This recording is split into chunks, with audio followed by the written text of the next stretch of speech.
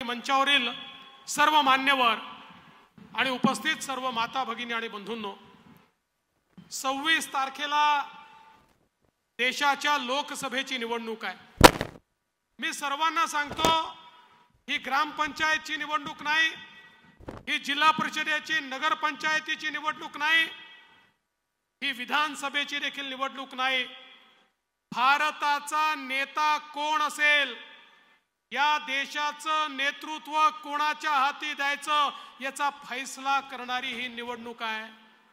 आणि या निवडणुकीमध्ये बंधू भगिनींना केवळ ये वाला लेते हैं। Inverter AC. आप गैम्बलर हो ना? गैम्बलर? जुआ खेलते हो ना? तुम जुआ खेलते हो? अरे नहीं, ये तो कुछ भी बोले जा रहे हैं। इतनी महंगी और नाजुक एसी खरीद कर स्टेबलाइजर नहीं लोगे तो ये जुआ नहीं हुआ तो क्या हुआ? सिर्फ एक फ्लक्चुएशन आपके इन्वर्टर एसी के पार्ट्स को डैमेज कर सकता है। उसे वी गार्ड से सुरक्षित रखिए। V Guard, India's number 1 stabilizer. दोन पर्याय आपल्या समोर आहे। एकीकडे विश्व गौरव असलेले, विकास पुरुष असलेले नरेंद्र मोदी जी आहेत आणि दुसरीकडे केवळ आपल्या परिवाराचा विचार करणारे राहुल गांधी आहेत। बंधू भगिनींनो, एकीकडे नवनीत राणा आहे, ज्यांच्या कमळाची बटन दाबली की थेट मत मोदीजींना मिळतं, आणि दुसरीकडे काँग्रेसची बटन दाबली तर वोट राहुल गांधींना मिळतं। माझा तुम्हाला सवाल आहे, सांगा देशाचं प्रधानमंत्री कोण हवाय? कोण हवाय? कोण हवाय? मग देशाचं प्रधानमंत्री मोदीजी हवे असतील तर आपल्याला कमळाचं बटन दाबावं लागेल। आज बघा, मोदीजींच्या नेतृत्वात एक मोठी आघाडी आपण तयार केली, आपली महायुती तयार केली। भाजप आहे, शिवसेना आहे, राष्ट्रवादी काँग्रेस आहे, रासप आहे, मनसे आहे, युवा स्वाभिमान आहे, रिपाई आहे। वेगवेगळे पक्ष आपल्या सोबत आहे, देशातही पक्ष आपल्या सोबत आहे। ही आपली विकासाची गाडी आहे, या गाडीला मोदीजींचं इंजिन आहे। आमच्या विकासाच्या गाडीला वेगवेगळ्या पक्षांचे डब्बे लागले आहे आणि आमच्या डब्यामध्ये जनसामान्यांना बसण्याची जागा आहे। या ठिकाणी दीन दलित, गोर गरीब, आदिवासी, शेतकरी, शेतमजूर, महिला, अल्पसंख्याक, ओबीसी सगळ्यांना विकासाच्या गाडीत बसवून सबका साथ सबका विकास घेत माननीय मोदीजी ही गाडी पुढे नेणार आहेत। पण दुसरीकडे राहुल गांधींच्या गाडीला ते म्हणतात मी इंजिन आहे, ते तर म्हणतात मी इंजिन आहे, पण इतर कोणी त्यांना इंजिन म्हणायला तयार नाही। शरद पवार म्हणतात मी इंजिन आहे, उद्धव ठाकरे म्हणतात मी इंजिन आहे, लालू प्रसाद यादव म्हणतात मी इंजिन आहे, ममता बॅनर्जी म्हणतात मी इंजिन आहे, स्टॅलिन म्हणतात मी इंजिन आहे। यांच्या गाडीला डब्बेच नाही आहे। आणि मला सांगा, इंजिन मध्ये बसायला कोणाला जागा असते का? इंजिन मध्ये फक्त ड्रायव्हर आणि त्याचा परिवार बसू शकतो। तुमच्यासारखे सामान्य माणसं हे त्या इंजिन मध्ये बसू शकत नाही। आणि हे इंजिन असे आहे, एक जण पूर्वेकडे ओढते तर दुसरा पश्चिमेकडे ओढतो, एक उत्तरेकडे ओढतो तर दुसरा दक्षिणेकडे ओढतो। यांचं इंजिन हालतही नाही, डुलतही नाही, चालतही नाही, असं ठप्प पडलेलं त्यांचं विकासाचं इंजिन। आणि मोदीजींची विकासाची गाडी, बोला कोणाच्या विकासाच्या गाडीत बसायचंय? कोणाच्या विकासाच्या गाडीत बसायचंय? मोदीजींच्या गाडीत बसायचंय। तर त्या गाडीमध्ये आपल्या नवनीत राणांची बोगी देखील लागली पाहिजे, तरच अमरावतीकरांना त्या गाडीमध्ये बसता येईल।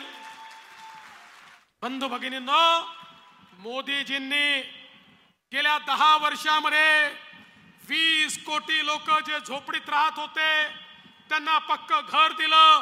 पुढच्या 5 वर्षात अजून 12 कोटी लोकांना घर देणार आहे। आणि नवनीतजी, तुम्ही चिंता करू नका, तुम्ही आमच्या महिलांकरता घर मागितलेलं आहे। अरे मोदी की गॅरंटी है, प्रत्येकाला घर मिळेल।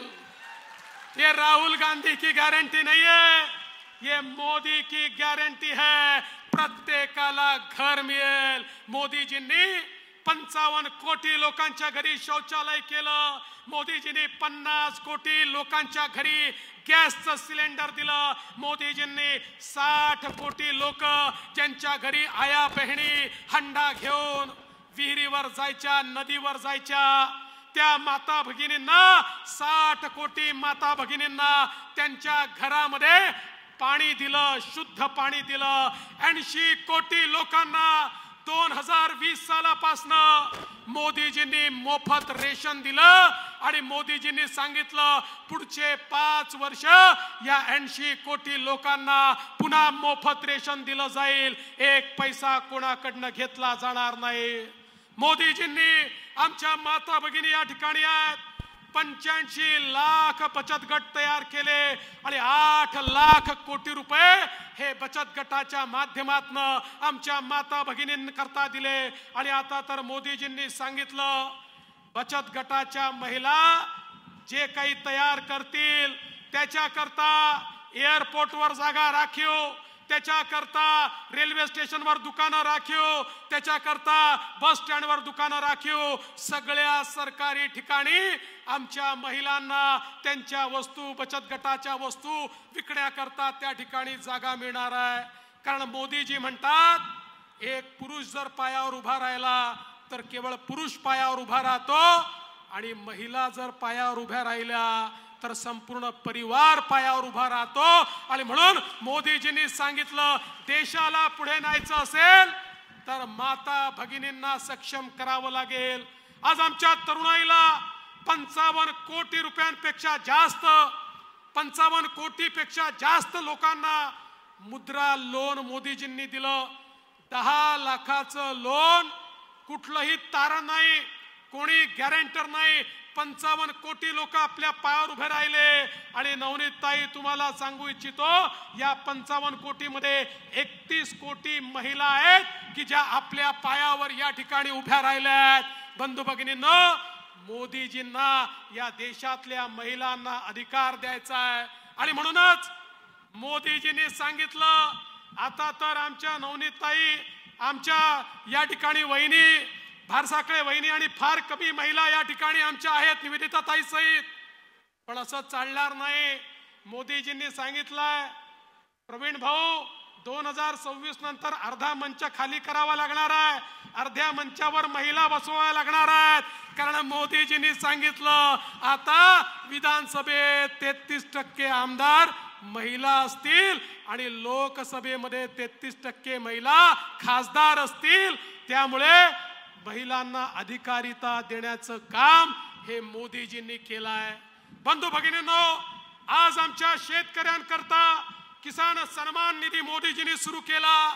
मोदीजींनी शेतकऱ्यांना 6000 रुपये दिले तर शिंदेजींच्या नेतृत्वात महाराष्ट्रातल्या सरकारने देखील 6000 रुपये आमच्या या ठिकाणी शेतकऱ्यांकरता दिले.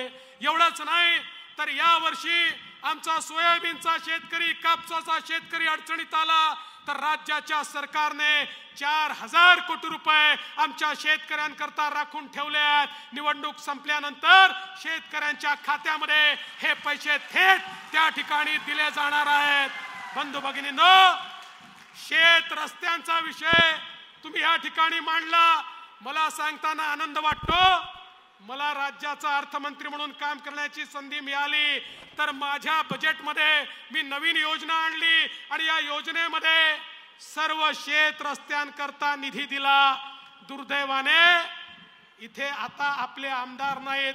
जे आमदार आहेत ते काँग्रेसचे या ठिकाणी उमेदवार आहेत. त्यांनी काय केलं मला माहिती नाही. ते कधी विधानसभेत दिसलेही नाही, विधानसभेत तोंडही उघडलं नाही, कुठली मागणी त्यांनी केली नाही. पण मी त्यांच्यावर टीका करणार नाही. आमचे बुंदिले साहेब होते त्या काळामध्ये आणि प्रकाश भाऊंच्या नेतृत्वामध्ये या भागामध्ये जितका निधी आपण दिलेला आहे आपण पाहू शकता. या भागात दिलेला सगळा निधी हा भारतीय जनता पार्टी, शिवसेना, महायुतीच्या माध्यमातून या ठिकाणी आलेला निधी आहे. पण बंधू भगिनींनो, आज खऱ्या अर्थानं काय अवस्था आहे, कोणीही येतं आणि आमच्या या बहिणीचा अपमान करून त्या ठिकाणी जातं. कुठले शब्द यांचे आहेत, कशा प्रकारची यांची नीती आहे, कशा प्रकारची यांची नियत आहे. अरे महिलांच्या संदर्भात बोलतात. काल परवा आमचे पवार साहेब म्हणाले की राम मंदिरावर महिला नाराज आहे कारण तिथे सीतेची मूर्ती नाही आहे. पवार साहेब, कदाचित आपल्याला माहिती नसेल, ते रामललाचं मंदिर आहे. रामलला म्हणजे बालराम. बालरामाच्या बाजूला सीतामाई कशी येऊ शकते? साधी एवढी गोष्ट तुम्हाला माहिती नाही, पण ते जाऊ द्या. मी पवार साहेब तुम्हाला विचारतो, अरे तुम्ही सरकारचे प्रमुख होतात, उद्धव ठाकरे सरकारमध्ये होते, त्या ठिकाणी काँग्रेस पार्टी सरकारमध्ये होती. काय दोष होता नवनीत राणांचा? त्यांनी एवढंच म्हटलं की या भारतामध्ये, या महाराष्ट्रामध्ये, या मुंबईमध्ये मला रामाचे भक्त हनुमान यांची हनुमान चालीसा म्हणायची आहे. अरे हनुमान चालीसा म्हणायची आहे म्हटलं तर नवनीत राणा आणि रवी राणांना 12 दिवस जेलमध्ये ठेवण्याचं काम ज्या सरकारने केलं, ते आता आम्हाला सांगतात की त्या ठिकाणी राम मंदिरामध्ये सीता नाही म्हणून ते नाराज आहे. बंधू भगिनींनो, हे बेगडी लोक आहेत. हे असे लोक आहेत की ज्यांना खोटं बोल पण रेटून बोल. आज तर कहर झाला. कसं असतं, खरं बोलायला विचार करावा लागत नाही, खोटं बोलायला विचार करावा लागतो.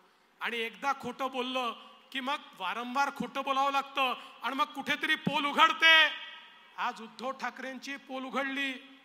मला असं वाटतं आमचे जुने मित्र उद्धव ठाकरेजी हे थोडे भ्रमिष्ट झाले आहेत. आज ते असं म्हणाले की देवेंद्र फडणवीसांनी मला सांगितलं होतं की आदित्य ठाकरेला मी मुख्यमंत्री करेन आणि मी दिल्लीमध्ये जाईन. त्यांना वेळ लागला असेल, मला तर लागलेलं नाही ना, मला तर लागलेलं. पण माझा सवाल आहे, कालपर्यंत यांना भ्रम होत होता की अमितभाई शहांनी त्यांना कुठल्या तरी खोलीमध्ये नेऊन त्या ठिकाणी सांगितलं की तुम्हाला मुख्यमंत्री करतो. हा कालपर्यंतचा भ्रम होता. आता आज त्यांचा भ्रम बदलला. आज ते म्हणतात देवेंद्रांनी सांगितलं होतं आदित्यला मुख्यमंत्री करतो. उद्धवजी पहिले हे ठरवा, अमितभाईंनी सांगितलं की देवेंद्रांनी सांगितलं? अमितभाईंनी सांगितलं तुम्हाला मुख्यमंत्री करतो की देवेंद्रांनी सांगितलं आदित्यला मुख्यमंत्री करतो? बंधू भगिनींनो, हे भ्रमिष्ट झालेले आहेत. आता यांना खुर्ची गेल्यानंतर काही समजत नाहीये आणि त्यामुळे एक खोटं लपवायला दुसरं खोटं बोलतात. आज हे सपशेल उघडे पडले आणि मी स्पष्टपणे या ठिकाणी सांगतो, मी त्यांना सांगितलं होतं की आदित्य ठाकरेला तुम्ही लढवा, कारण तुमचा पक्ष नंतर त्याला सांभाळायचा आहे, काहीतरी ट्रेनिंग त्याला मिळालं पाहिजे. पण त्या ठिकाणी मुख्यमंत्री तर सोडा, मंत्री बनवण्याचा देखील विचार नव्हता. आणि त्यांनी जर त्याला मंत्री बनवलं नसतं तर त्यांच्या पक्षाची अशी हालत झाली नसती. पण यातनं एक गोष्ट निश्चित झाली, एक तर मी मुख्यमंत्री, नाही तर माझा मुलगा मुख्यमंत्री. म्हणजे केवळ या ठिकाणी आपल्या परिवाराचाच विचार. आणि म्हणूनच ते कोणासोबत गेले? काँग्रेस सोबत आणि राष्ट्रवादी काँग्रेस सोबत.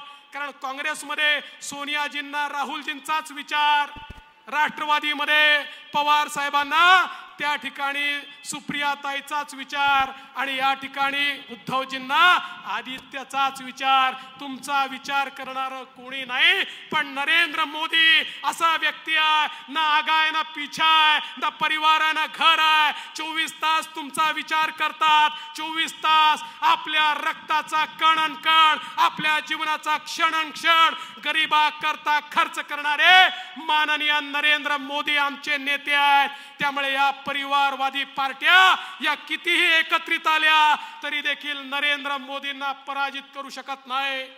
बंधू भगिनींनो, या ठिकाणी विकास करायचा असेल तर देशात मोदीजी आणि राज्यात महायुती. आपण पाहिलं मगाशी नवनीत राणांनी सांगितलं 5 वर्ष आपलं सरकार होतं, कशा प्रकारे अमरावती आपण बदललं. आज या ठिकाणी नवनीत राणा असतील, आमचे प्रवीण पोटे पाटील असतील, आमचे बोंडे साहेब असतील, आमचे रवी भाऊ राणा असतील, या सगळ्यांनी मेहनत केली.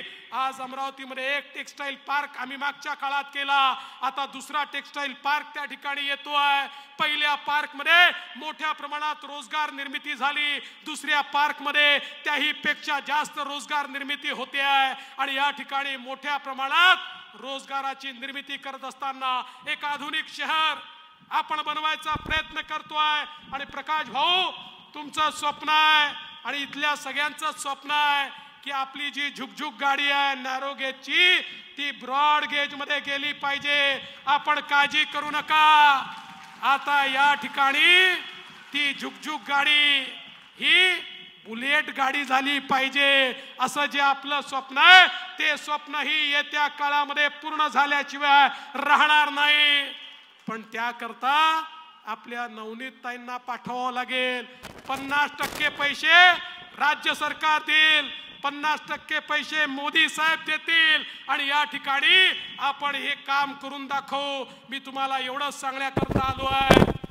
विकासाकरता या ठिकाणी एकीकडे मोदी साहेब आहेत, दुसरीकडे आम्ही आहोत.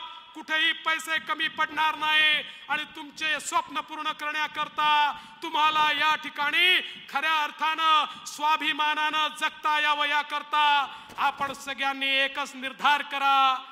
मोदीजींच्या सोबत जो आहे त्यालाच आम्ही निवडून देणार. येत्या 26 तारखेला सकाळी उठा, पहिले मतदान करा, लग्न वगैरे नंतर अटेंड करा.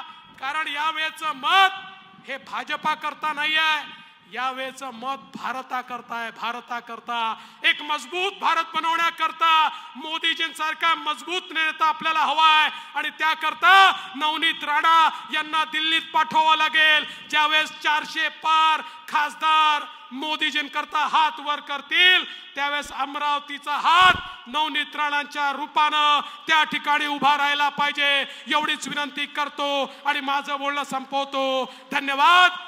जय हिंद, जय महाराष्ट्र.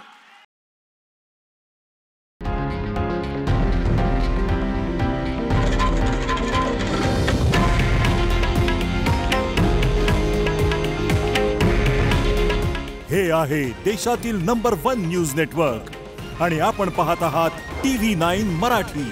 काळजी तुमची, हित महाराष्ट्राचं.